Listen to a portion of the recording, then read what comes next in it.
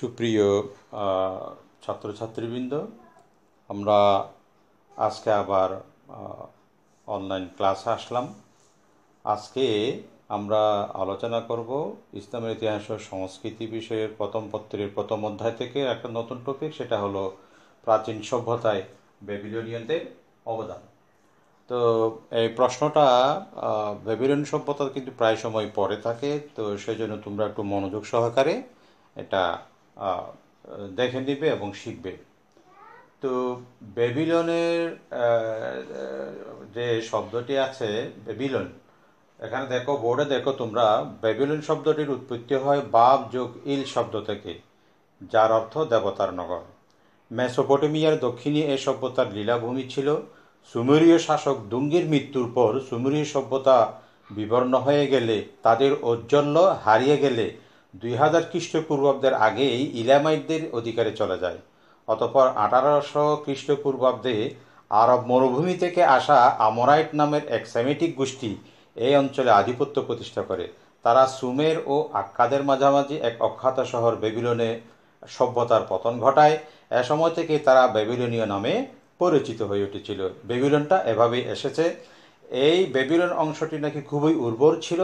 উর্বরতার জন্য এই স্থানকে পুরকালের শস্যাগার, আবার এটাকে আবার উম্মুল বালাদ বা সভ্যতার জন্মভূমি বলে আখ্যায়িত করা হয়।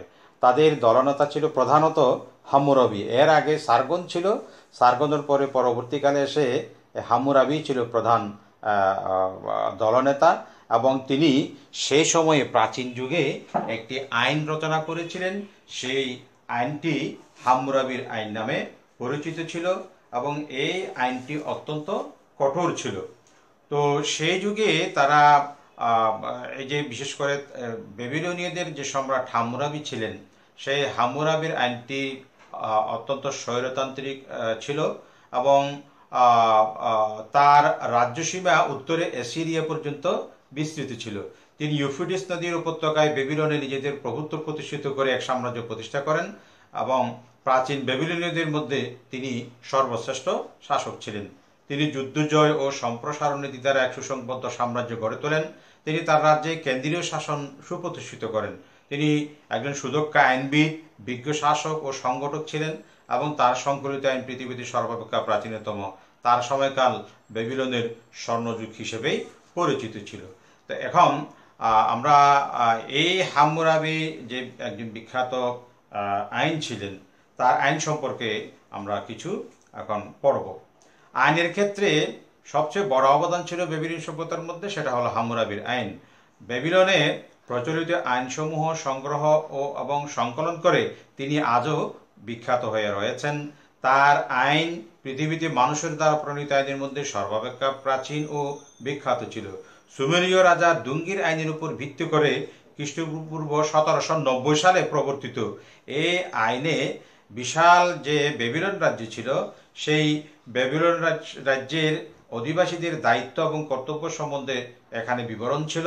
আইনের শাসনকে সুপ্রতিষ্ঠিত করে নবপ্রতিষ্ঠিত সংঘবদ্ধ ব্যাবিলন সাম্রাজ্যের শান্তি এবং নিরাপত্তা ব্যবস্থার বিধান করা হয়েছিল এই আইনে। তো জ্যাক্স দ্য মর্গানের নেতৃত্বে একটি প্রত্নতাত্ত্বিক মিশন 1901-1902 খ্রিস্টাব্দে পারস্যে খনন কার্য চালিয়ে সিপার দুর্গে এটা একটা কালো সবুজ প্রস্তরের একটি স্মৃতিস্তম্ভ আবিষ্কার করেছিল। 8 ফুট উঁচু এই প্রস্তরের ঊর্ধ্বাংশে রয়েছে একটি ভাস্কর্য। ন্যায় বিচারের দেবতা সূর্যদেব হাম্মুরাবিকে তার আইন লিপিবদ্ধ করার আদেশ দিচ্ছেন, অথবা হাম্মুরাবি তার অধীনস্থ দেবতাকে প্রদান করছেন, এমন একটি ভাব কি প্রকাশিত হয়েছিল এই ভাস্কর্যটিতে। তো হাম্মুরাবির আইনের যে ধারা ছিল 282টি, এবং এখানে রাজা তার আইন প্রণয়ের উদ্দেশ্য ব্যাখ্যা করতে গিয়ে বলেছেন যে দেশে আইন শৃঙ্খলা প্রতিষ্ঠার জন্য, দুষ্ট এবং অসৎ লোকদের ধ্বংস করার জন্য, দুর্বলকে রক্ষা করার প্রয়োজনে তিনি যেন সূর্যের মতো আবির্ভূত হতে পারেন।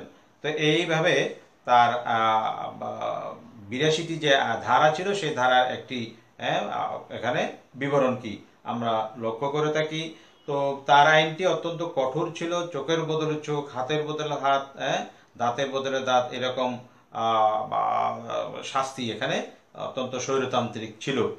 তো তার আইন অমান্যকারী বা তাচ্ছিল্যকারীদের প্রতি অভিশাপ বর্ষণ করেছিলেন। অবশ্য সুমেরীয় সম্রাট দুই আইনকে গ্রহণ ও সংস্কারের মাধ্যমে একটি সুস্পষ্ট কাঠামো প্রণয়ন করেন। আইনগুলিকে মোটামুটি 6টি শ্রেণীতে বিভক্ত করা যায়: অস্থাবর সম্পত্তি, স্থাবর সম্পত্তি, ব্যবসা বাণিজ্য, পরিবার, জখম, শ্রম ইত্যাদি। এভাবে হাম্মুরাবির যে কোড হাম্মুরাবি বা কোড আইনটি সেভাবে এই প্রাচীন সভ্যতার বেবিলনে কি গড়ে উঠেছিল এবং এখনো এই আইনটি বিভিন্ন সভ্যতার ক্ষেত্রে অবদান রেখে চলেছে।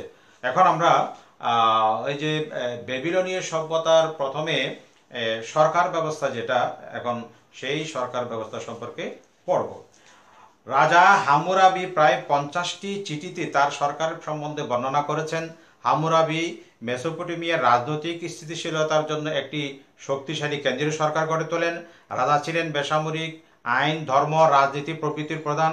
হাম্মুরাবি ছিলেন আদর্শবাদী। তিনি রাষ্ট্র পরিচালনাকে সন্তান পালনের দায়িত্ব মনে করতেন। রাজা নিয়ন্ত্রিত সরকার ব্যবস্থায় তিনি বেশ কিছু বিভাগে মন্ত্রী নিয়োগ করেন, যেমন অর্থ, বাণিজ্য, কৃষি, শিল্প ইত্যাদি। মন্ত্রীদের তত্ত্বাবধানে বিভিন্ন পদের কর্মকর্তা কর্মচারীও নিয়োজিত করা হতো। তারপর হলো সমাজ ব্যবস্থা। এটা সুমেরীয় সমাজ ব্যবস্থার মতো ছিল, 3 শ্রেণীতে বিভক্ত। উচ্চ শ্রেণীর মধ্যে যারা ছিল রাজা, পণ্ডিত, পুরোহিত এবং সৈন্যরা। আর এবং এই যে উচ্চ শ্রেণীর যারা ছিল তাদের নিজস্ব জমি থাকতো। মধ্যম শ্রেণীতে ছিল শিল্পী ও স্বাধীন ব্যবসায়ীরা, আর নিম্ন শ্রেণীতে ছিল কৃষক, সাধারণ শ্রমিক এবং দাসরা। সাধারণ যুদ্ধবন্দীদের সে সময় দাস করা হতো, যেভাবে সুমেরী সভ্যতা আমরা দেখেছি। বেশিরভাগ জনসাধারণ টাইগ্রিস এবং ইউফ্রেটিস মধ্যবর্তী অঞ্চলে বাস করত। তারা রাষ্ট্রীয় জমি চাষ করত, উৎপাদিত ফসলের অর্ধেক বা 1/3 মজুরি হিসেবে পেত। মন্দিরের জমি পুরোহিত শ্রেণী ভোগ করত, পণ্ডিত শ্রেণী সরকারি জমি লাভ করত। এভাবে এই প্রাচীন সভ্যতায় বেবিলনীয়দের যে সমাজ ব্যবস্থাটা যেটা ছিল, সেই সমাজ ব্যবস্থাটি গড়ে উঠেছিল। এরপর আমরা বেবিলনীয়দের যে ধর্মবিশ্বাস ছিল সে সম্পর্কে আমরা এখন ধারণা নেব। প্রাচীন বেবিলনীয়রা সুমেরীয়দের মতো দেবদেবীর পূজা অর্চনা করত। তাদের প্রধান দেবতা মারদুক, প্রধান দেবী ইস্টার এবং বায়ুর দেবতা মারুত্তুম, শস্য ধ্বংস ও পুনরুৎপাদনের দেবতা তাম্মাস, প্লেগ রোগের দেবতা নার্গল, অপদেবতা হর্স, এগুলো ছিল। এ সমস্ত অপশক্তির ক্রোধ থেকে মুক্তি পাওয়ার জন্য নানা দ্রব্য উৎসর্গ ও তন্ত্রমন্ত্রের আয়োজন করত তারা। এভাবে কুসংস্কারাবদ্ধ ধর্মচেতনা বেবিলনীয় জনকে দুঃখ ও হতাশাবাদী করে তুলেছিল। তারপর লিখন পদ্ধতি দেখো।